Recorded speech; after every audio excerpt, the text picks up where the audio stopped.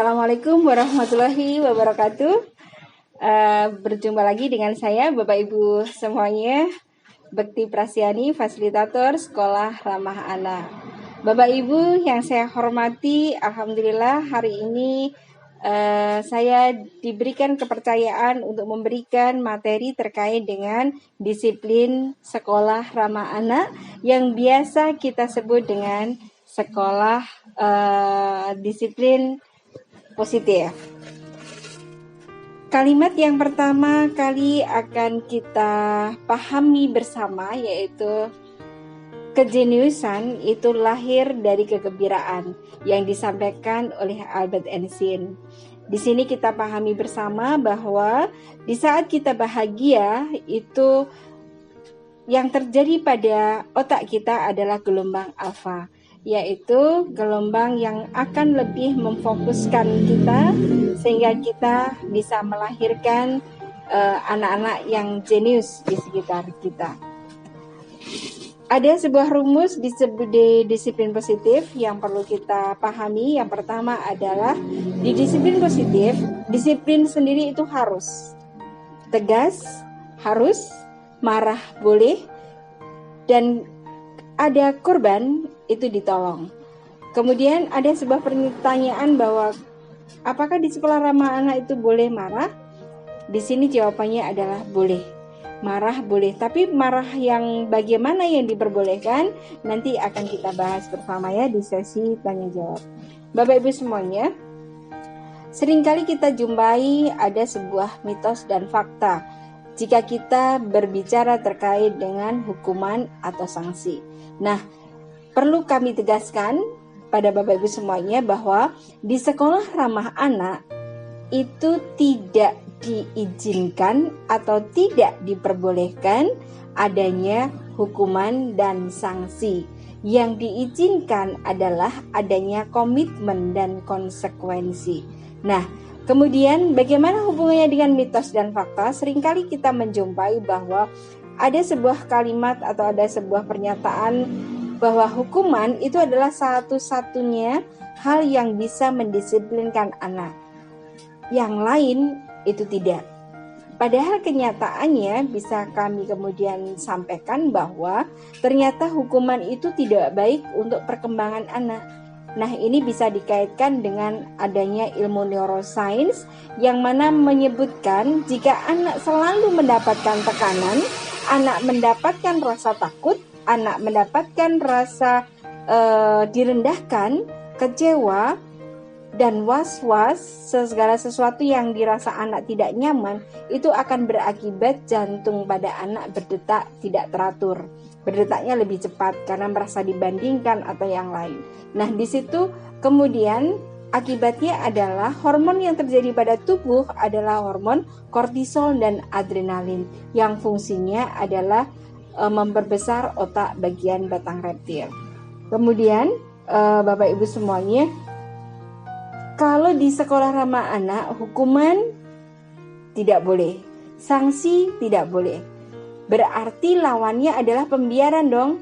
Berarti apakah semua di satuan pendidikan yang melaksanakan sekolah ramah anak itu dibiarkan begitu saja? Tentunya tidak. Jadi antara hukuman dan sanksi juga tidak boleh, pembiaran juga tidak boleh. Yang diperbolehkan apa? Yang diperbolehkan adalah disiplin positif. Prinsip dari disiplin positif yang pertama adalah harus ada dialog. Jadi harus selalu ada komunikasi. Kemudian menghargai anak, tidak boleh merendahkan martabat anak. Yang ketiga adalah adanya kesetaraan, yaitu secara inklusif. Kita sebagai seorang dewasa yang berada di sekitar anak, sebaiknya mulai hijrah hati bahwa tidak ada anak bodoh, tidak ada anak nakal, karena setiap produk Allah itu adalah sesuatu yang istimewa. Tidak ada produk Allah yang gagal. Kemudian berikutnya perlu kita fokus terhadap kekuatan atas kebaikan yang terjadi pada anak. Setiap anak yang melakukan mungkin bisa dikatakan troublemaker, anak selalu membuat masalah, lu lagi gitu ya. Nah, apakah anak tersebut tidak pernah melakukan sebuah kebaikan? Nah, dari sinilah kita kemudian menyadari sesuatu yang baik dilakukan oleh anak ini adalah kekuatan yang perlu kita bangun. Yang kelima adalah adanya rasa empati, kepedulian pada anak kita, atau perlunya kita membangun rasa empati dan peduli pada anak-anak. Yang keenam adalah kesalahan sebagai kesempatan untuk belajar. Kita sebaiknya belajar pada anak-anak. Belajar bagaimana? Belajar dari semua kesalahan yang dilakukan oleh anak. Karena anak adalah peniru ulung. Siapa yang ditiru? Yang ditiru adalah orang dewasa. Sehingga jika anak melakukan sebuah kesalahan, berarti memang anak pernah melihat, mendengar atau merasakan segala sesuatu yang dilakukan oleh orang dewasa. Disiplin di sekolah ramah anak diawali dengan komunikasi dan kesepakatan.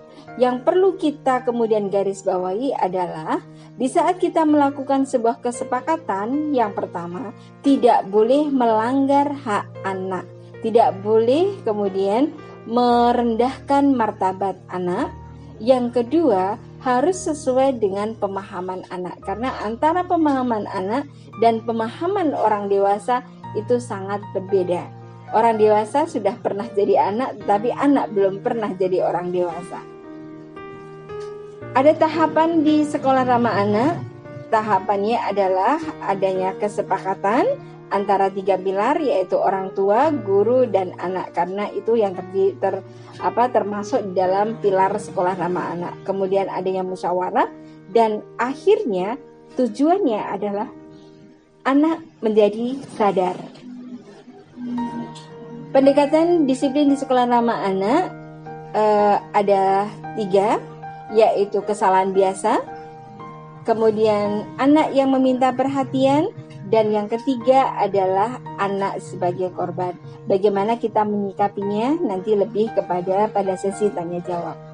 Berikutnya, terkait dengan apa yang ada pada disiplin positif, yang utama dan yang kemudian menjadi pemahaman kita adalah apapun yang kita lakukan harus untuk kepentingan terbaik anak. Kembali bahwa setiap anak adalah istimewa dan unik di bidangnya masing-masing dan tidak ada produk Allah yang gagal. Begitu Bapak Ibu semuanya yang bisa saya sampaikan.